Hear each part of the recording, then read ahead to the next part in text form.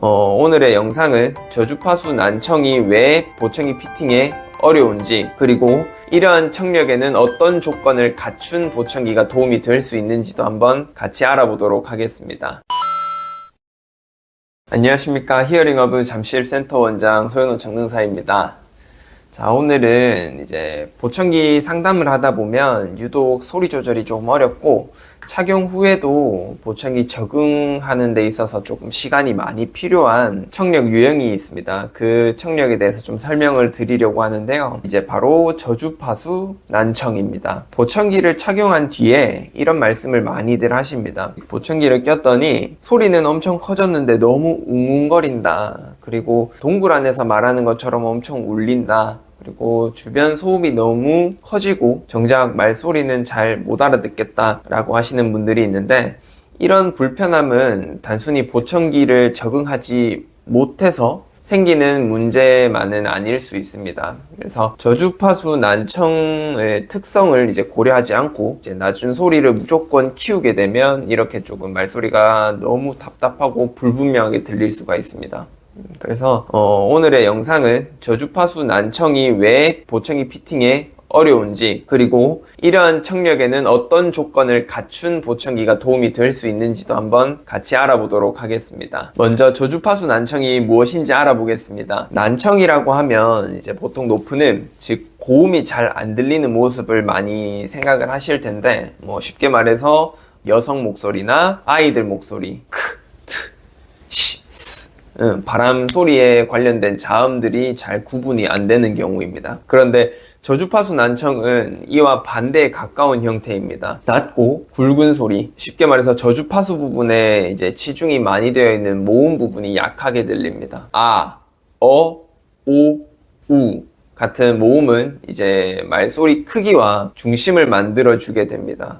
반면에 자음 같은 경우는 어떤 단어인지 구분하는 데 중요한 역할을 합니다. 그래서 저주파수 난청이 있으면 모음 부분이 약하게 들리기 때문에 보청기 피팅을 하실 때는 잘 들리지 않는 낮은 음을 어느 정도 보완을 시켜줘야 됩니다. 그런데 여기서 문제가 생깁니다. 낮은 음을 무조건 많이 증폭을 하게 되면 또 다른 불편함이 생길 수 있습니다. 그래서 저주파수 난청을 가지고 계시고 보청기를 끼고 계시는 분들의 피팅을 할 때 이제 특히 주의해야 될 사항은 두 가지 정도가 있는데요. 첫 번째는 폐쇄 효과입니다. 용어는 조금 어려울 수 있는데 원리는 되게 간단합니다. 그래서 이어폰이나 손가락으로 귀를 이렇게 딱 막은 상태에서 말씀을 한번 해보세요. 이제 내 목소리가 평소보다 더 크고 굵게 들릴 수가 있습니다. 그래서 머리 안에서 본인 목소리가 웅웅 울리는 듯한 느낌이 생길 수가 있죠. 우리가 말을 하면 목소리는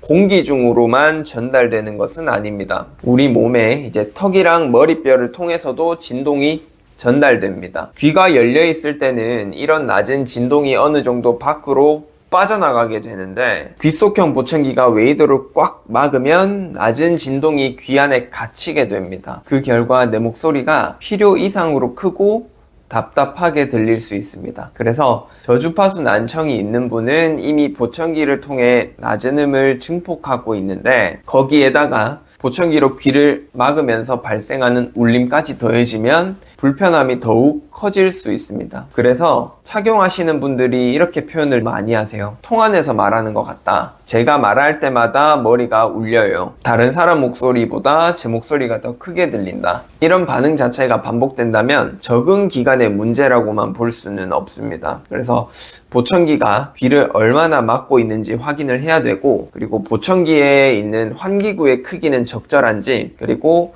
저주파수 증폭량은 너무 높지 않은지 또 다시 점검을 해야 됩니다. 그래서 첫 번째 피팅할 때 고려해야 될 상황은 폐쇄 효과고요. 그래서 두 번째는 낮은 소리가 높은 소리를 가리는 현상입니다. 전문적으로는 이제 상향차폐라고 부릅니다. 예시를 한번 들어보겠습니다. 음악이 크게 나오는 카페에서 대화하는 상황을 한번 생각해 보시면 됩니다. 상대방이 말하고 있는 것이 들리지만 주변에 둥둥 거리는 음악 때문에 이제 정확한 단어를 구분하기 어려울 수 있습니다. 보청기에서도 이와 비슷한 문제가 생길 수 있습니다. 낮은 음을 너무 강하게 증폭하면 그 저주파수 큰 에너지가 자음에 위치한 높은 음역대까지 가릴 수 있습니다. 있습니다. 이럴 경우에는 소리 자체가 충분히 크게 들리기는 합니다. 하지만 비슷한 단어를 정확하게 구분하는 능력은 좋아지지 않을 수 있습니다. 착용자분들은 결국 이렇게 말씀을 하세요. 소리는 커졌는데 무슨 말인지 못 알아듣겠다. 따라서 저주파수 난청의 피팅의 목표는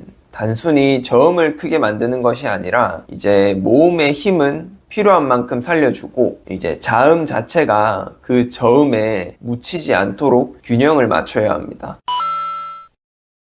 자, 그렇다면 이런 문제를 줄이기 위해서는 어떤 조건을 갖춘 보청기가 필요할까요? 먼저 외부에서 직접적으로 들어오는 소리랑 보청기의 마이크나 스피커를 통해서 들어오는 소리의 이제 시간차를 최대한 줄일 수 있어야 됩니다. 그리고 귀가 지나치게 막히지 않도록 적절한 환기구 설계가 필요합니다. 마지막으로는 저음은 필요한 만큼만 보완을 하면서 자음은 묻히지 않도록 세밀하게 조절이 필요합니다. 사실 이러한 세 가지 조건에서 이제 한번 살펴볼 수 있는 제품 자체가 와이덱스 얼루어 ITC 귓속형 제품입니다. 이 와이덱스 얼루어 ITC를 살펴볼 이유는 크게 한 세 가지 정도가 됩니다. 첫 번째는 빠른 소리 처리, 두 번째는 ITC 형태의 가진 구조적인 여유, 세 번째는 저음과 고음의 균형을 세밀하게 조절할 수 있다는 점입니다. 자, 그러면 이 세 가지를 한번 알아볼 텐데요. 먼저 첫 번째, 빠른 소리 처리부터 알아보겠습니다. 이 부분을 말씀드리기 이전에 한 가지를 먼저 말씀을 드려야지 이해가 좀 빠르실 수 있습니다. 자, 아까 제가 처음에 말씀드린 것처럼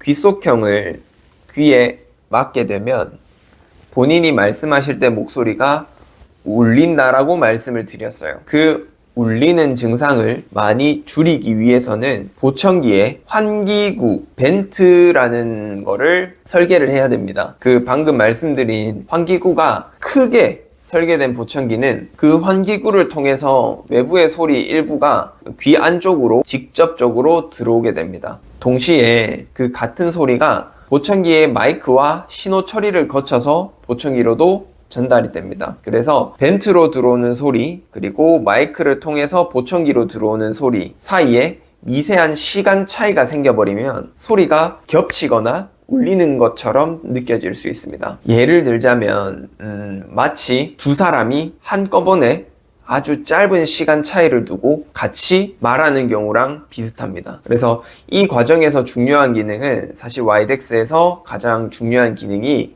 퓨어 사운드 그리고 제로 딜레이라는 기능입니다. 이 기술 자체는 외부에서 직접적으로 들어오는 그러니까 환기구에서 직접적으로 들어오는 소리와 보청기 마이크를 통해서 신호 처리가 돼서 들어오는 소리의 사이에 시간 차이를 줄이는 데 목적이 있습니다. 이 기능을 통해서 자연스러운 음질을 만드는 방식입니다. 특히 저주파수 난청처럼 비교적 큰 환기구가 필요한 피팅에서는 이러한 특징, 이러한 기술 자체가 매우 유의미할 수 있습니다. 환기구를 통해서 외부의 원래 소리가 들어오더라도 보청기에서 처리된 소리와 어긋남을 줄일 수 있기 때문입니다. 다만 모든 착용자가 동일한 변화를 느끼는 것은 아닙니다. 실제 소리의 자연스러움은 청력 상태와 이제 환기구 크기, 보청기의 세부 조절에 따라 달라질 수 있습니다. 두 번째는 ITC 라는 보청기 형태입니다. 저주파수 난청이라고 하면 귀를 덜 막는 오픈형 보청기가 더 좋지 않냐? 라는 질문을 많이 하시는데요. 맞습니다. 사실 저주파수 난청 같은 경우는 귀 뒤에 걸어서 착용하시는 오픈형 보청기 자체가 훨씬 더 잘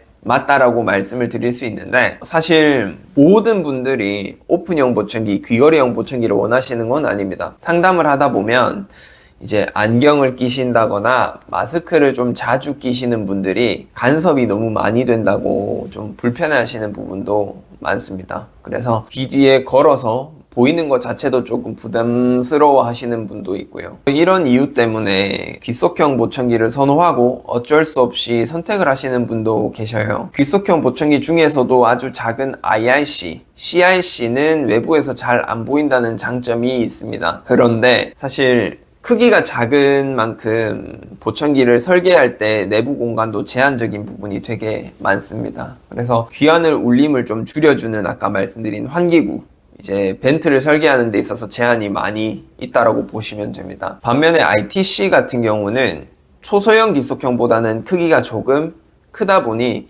그 안에 내부 설계하는 데 있어서도 좀 상대적으로 여유가 있습니다. 그래서 웨이도의 크기랑 청력 상태가 허용이 된다면 더 넓은 환기구를 설계할 수 있습니다. 그래서 이 환기구를 통해서 귀 안에 갇혀 있는 압력을 밖으로 배출을 함으로써 이제 말소리를 훨씬 더 줄여드릴 수 있죠. 물론 이 환기구 자체가 무조건 크게 만든다고 좋은 것은 아닙니다. 환기구가 너무 크게 되면 보청기에서 증폭한 낮은 소리까지 밖으로 빠져나갈 수 있기 때문입니다. 반대로 또 너무 작아버리면 내 목소리가 울리거나 답답함이 커질 수 있죠. 그래서 사실 웨이도의 크기와 청력 손실 정도, 피드백 발생 가능성을 확인한 뒤에 환기구 자체를 종합적으로 설계를 좀 해야 됩니다. 그리고 마지막 세 번째는 저음과 고음의 균형입니다. 저주파수 난청에서는 작은 저음을 필요한 만큼만 들려주고 큰 저음은 지나치게 더 커지지 않도록 조절을 해야 되는데 그래야지만 모음의 힘은 살리면서 자음이 묻히는 현상을 줄일 수 있습니다.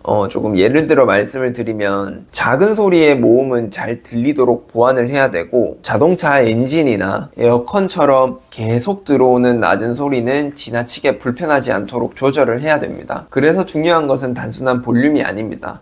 이제 어떤 소리는 얼마나 올리고 어떤 소리는 얼마나 줄여줄 것인가가 중요합니다. 그래서 이 와이덱스 얼루어의 세부 조절의 기능을 활용하면 작은 저음을 보완하면서 큰 저음은 지나치게 강조되지 않도록 피팅을 할 수 있습니다. 이 균형이 잘 맞으면 말소리의 중심은 유지하면서도 저음 때문에 자음이 가려지는 문제를 줄이는 데도 도움이 될 수 있습니다.